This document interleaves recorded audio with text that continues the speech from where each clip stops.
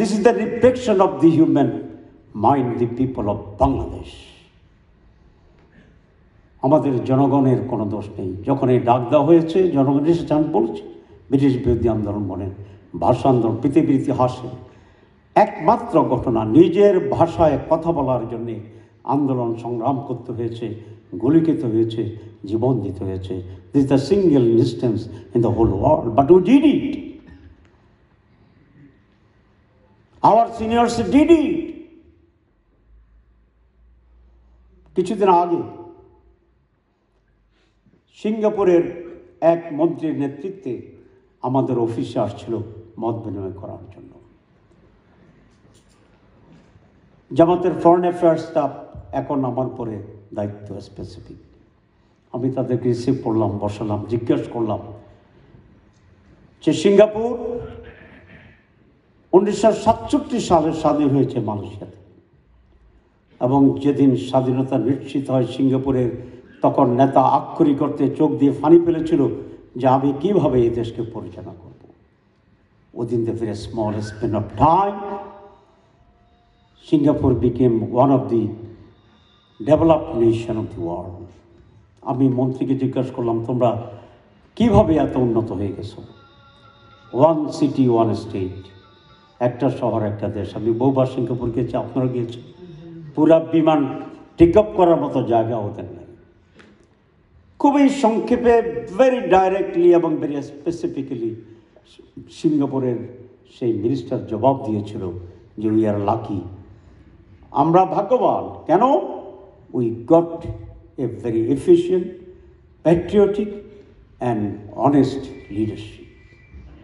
Lake ওয়ানের নাম আপনারা শুনেছেন, তার নেতৃত্বে সিঙ্গাপুর এখানে আসছে। তাহলে লিডারশিপ ইজ ভেরি ইম্পর্টেন্ট।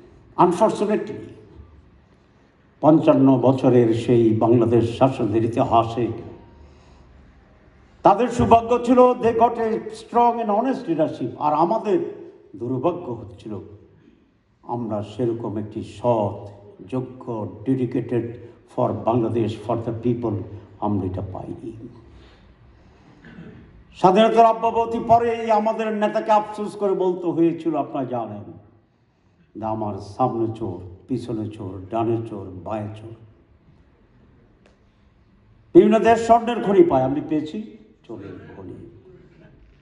আমি কোনো ব্যক্তির সমালোচনা আজকে করব না, but that was the truth and utterance of the leadership at the time.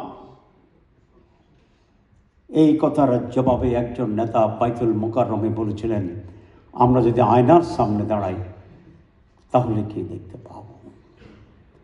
ইতিহাস তাই বলে। 352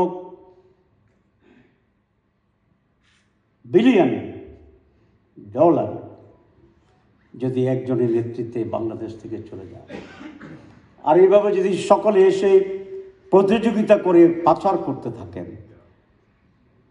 আগে শুনেছিলাম বাংলাদেশকে বলা হতো বটমলেস বাস্কেট, তলাবিহীন ঝুড়ি। আমার মনে হয় এই কালচার যদি কন্টিনিউ করে তাহলে বাংলাদেশে আর কোনো ঝুড়ি থাকবে না, তলাবিহীন তো পরের কথা।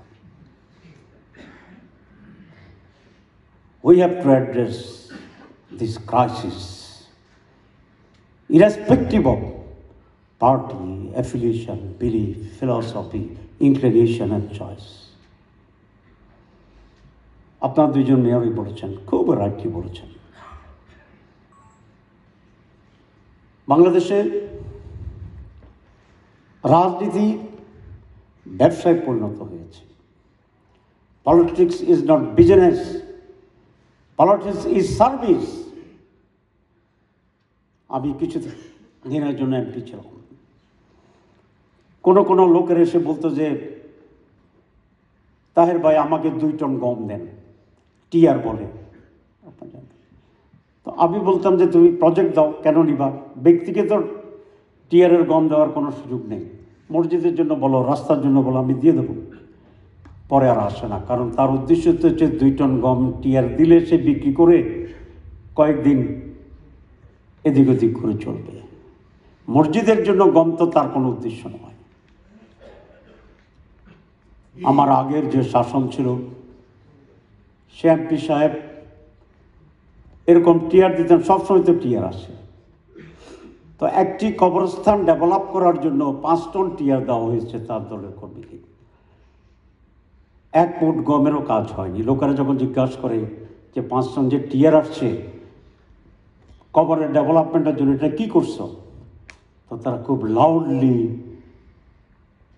জবাব দিত যে এটা কবরের মূর্তিরা খাই ফেলছে।